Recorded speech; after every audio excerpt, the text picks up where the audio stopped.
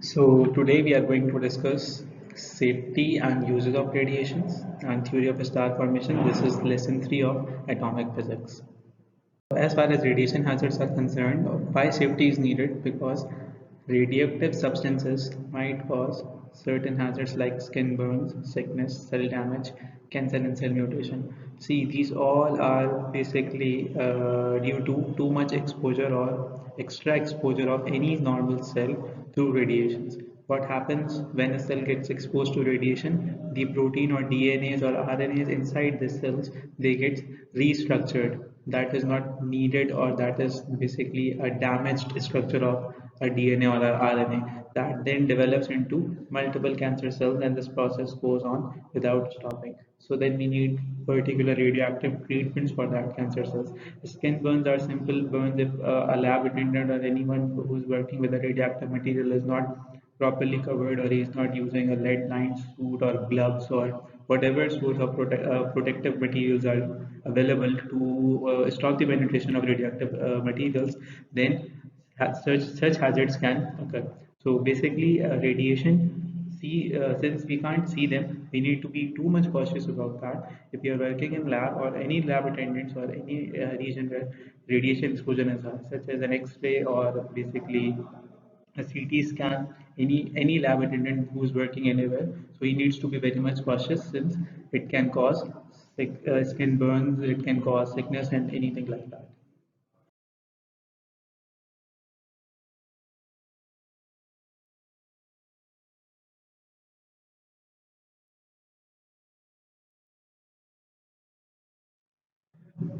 In order to avoid any kind of radiation hazards, what we need to do is we need to follow some safety rules related to radioactive exposure. So by following these rules, one can prevent himself or herself from any kind of radioactive hazards. First one says use the minimum activity. That means minimum exposure to any kind of radiation source. It is always recommended to spend as less time as possible in a radioactive facility or the radioactive lab where you are working or any personnel is working. Uh, Less time means more safety. Then keep your distance. Second point, it says keep your distance. By keeping a distance, safe distance, what we mean is, see, radiations, they have a particular limit of penetration. Alpha rays are far less penetrative, beta rays are far better penetrative as compared to gamma rays. They are the most penetrative. So by keeping a safe distance, we can avoid alpha rays and beta rays. And for gamma rays, what we can do is we can use a lead layer or lead container or a concrete container, so that one can prevent himself or herself from the radiation hazards. Then foods and drinks are not allowed in any kind of radioactive facility. Avoiding direct exposure to radiation. What does this mean? For example, see, if let's say this represents a radioactive source, this emits radiation. So what we can do is we can contain these radiations in any one direction. Let's say we can cover this whole surface with a lead container so that radiations are focused here only. So we can work safely here, but this place is not recommended. So this explains the direct exposure. This can be avoided as much as possible. Then it says proper labeling of the containers in which radioactive exposure is present. Whatever containers they may contain any kind of radioactive material should be labeled properly. You must have seen these kind of signs in X-ray machines or in hard drive machines. Even you can see such signs in your PlayStation or Xbox. Radiation hazards. This was also referred to in the first slide. So now coming towards some of the uses of alpha, beta and gamma particles or radiations. So let's start with the uses of alpha particles. Beta alpha particles, see, are used to kill up some of the tumor cells as seen in this figure here.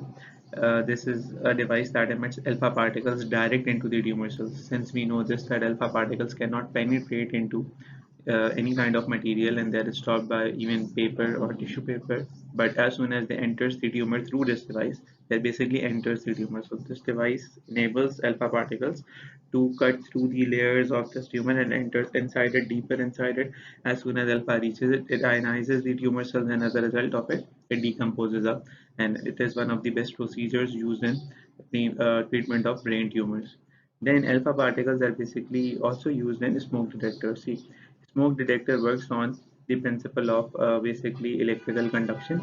As soon as there is some kind of distortion in between these two electrodes, positive and negative. The smoke detector signals some alarm or it rings basically.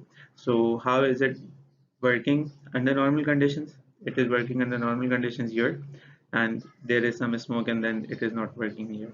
So why is current flowing from positive to negative, or why is it all happening? So it is very easy to understand that under normal conditions there is no smoke. So between the two electrodes as seen here, let's say this one is positive electrode and this one is negative electrode, and there is nothing in between them. That means air would be always there. Let's say this is an air particle, and once an alpha particle hits the air particle here, what can happen is it might get an ionized. Obviously it might lose an electron, the air particle might lose an electron, or that can be gained by an alpha particle, or any reverse thing can happen, that let's say electron can be lost into the air. So basically, as soon as alpha particles enters or strikes the air molecule, it gets, either of them gets ionized. Then what happens? Whatever is positively charged move towards the negative electrode, and whatever is negatively charged move towards the positive electrode. As a result, there is a certain discharge that flows between positive and negative, and this happens at all the times under normal conditions, because two electrodes, the region between the two electrodes, that means this region that is between the two electrodes, is filled with complete air molecules at all times. So as soon as the alpha source is there, it starts ionization and there is a continuous stream of flow of charge. This is the normal working procedure, and the smoke detector doesn't sound any alarm or doesn't misbehave during normal conditions. But let's say smoke particles are there, then what happens? See, smoke particles basically contains carbon or sand dust particles. So they are very hard to ionize by alpha particles. Alpha particles are not sufficiently able to ionize these smoke particles. So what happens as a result is alpha particles are unable to ionize. As a result, the continuous current stream flow stops between the two electrodes, and as soon as it stops, the smoke detector rings an alarm that something is abnormally happening here. Coming towards the using uses of beta radiation. So beta radiation might be maybe used in sizing of the paper and in fruit juices. How they are used in sizing of the paper? See, beta emitters or beta radiation has a penetration of around can be stopped by a thickness of around, for example, 5 centimeters to 7 centimeters. So if we are having a paper that is less thick than 5 centimeters. For example, this is a paper or an aluminium foil or any kind of foil which has a thickness of around 3 centimeters. Let us assume this. So if it is having a thickness of 3 centimeters, then what happens? Beta radiations can be detected by the beta detector. But anywhere in this whole process, if thickness of the paper changes from 3 to, let's say, 10 centimeters, then what happens? There is no more detection, and then beta detector can send a signal or alarm it up that there is something that is not uniform here. The other application is, however, of fruit juice carton. How we can use beta radiations to check the level of fruit juice. See, this is a beta source here in this figure, and this is the level of fruit juice in any kind of package. So if beta radiations are emitted and they are detected here by any kind of a detector, that means beta radiations are clearly passing through this region. That means there is no juice or no fluid here. But if fluid is filled up until in the carton and then the radiations are emitted, then they won't be able to reach here. That means they are then directed this way around. So if there is detection, that means the carton is empty or not filled to the level. But if it is there, if there is no detection, that means the carton is filled to the given capacity. As we know that gamma radiations can penetrate far deeper in any human tissue, so gamma radiations are used to detect hidden tumors. The only thing that needs to be mentioned, especially here, is the half-life. If you are using a gamma source that is having a larger half-life or a longer half-life, that means gamma radiation will stay or would damage some of the human cells within the body. That should must be taken care of. Gamma radiation having a suitable half-life of that may be used during the experiment or during the procedure or during the X-ray or CT scan are recommended, not beyond that. So today we are going to discuss about carbon-14. Carbon-14 is a radioactive isotope that gets absorbed in every living organism. For example, see, this is a living organism, and there is carbon-14 all in our environment in atmosphere due to certain due to certain chemical activity or any chemical reaction. Let's say this is carbon 14. So as long as this organism is living, this carbon 14 gets absorbed into the living organism. But what happens after this organism dies? See, this carbon 14 now starts to decay. Since every radioactive substance like carbon 14 has a particular half-life, the half-life of carbon 14 is 5,730 years. That means when an organism is dead, let's say this is where he dies, RIP. Fine, this is where it dies. So if we trace out a sample of carbon 14 here, and if we trace out a sample of carbon 14 in some living organism, there would be a slight difference. Why? Because as someone is living, he is continuously absorbing carbon 14. So the level of carbon 14 inside a living organism while he continues to live is exactly similar to that present in atmosphere, because atmosphere has carbon 14 atoms, and it basically gets absorbed in every living organism, so they are exactly in same in ratio. But when he dies, what happens? The carbon 14 doesn't get absorbed further, so whatever has been already absorbed starts to decay. That means for every 5,730 years, number of carbon 14 present inside this dead organism would reduce to half. For example, during his whole life, this organism absorbed 100 billion atoms. So after what 5730 years, what happens? This organism would have a decay rate of 100. Now it gets reduced to 50 billion atoms. So this needs to be clearly understood that when we are talking about when we are talking about carbon 14 dating, so this calculation helps us to work out. For example, if let's say consider one more example.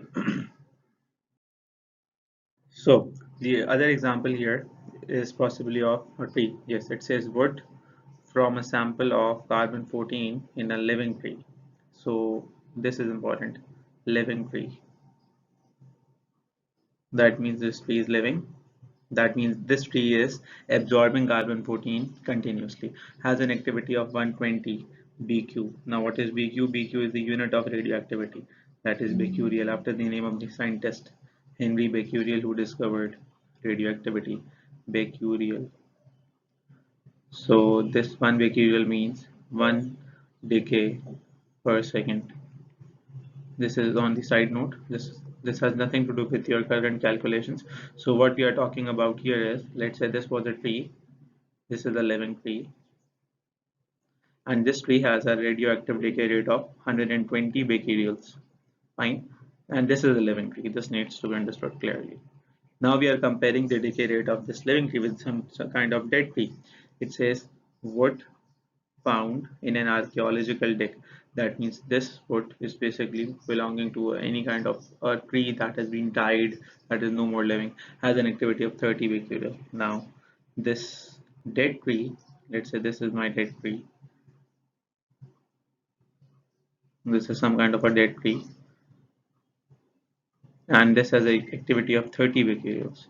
Then how would I can calculate or estimate the age of this dead wood? See, 120 becquerels for living tree and 30 for dead tree. So if this has a carbon 14 emission of 120 becquerels, that means after 5,730 years, this 120 would reduce to 60. And after further 5,730 years, what happens next? This gets even reduced to 30. So that means this is the activity here, that is 30 becquerels. What is this supposed to mean? See, from a living tree, I'm having 120 becquerels per second, 120 decays per second, and from a dead tree, I'm having 30. So I can compare the living uh, activity with that of the dead, and I found that after this much years, since this is the half-life of carbon 14, this 120 would reduce to 60, and then after furthermore this 5,730 years, this gets even reduced to half.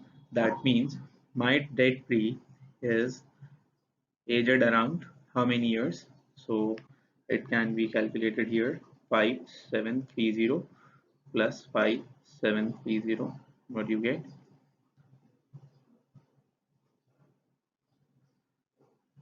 This much years old. So this tree is this much years old.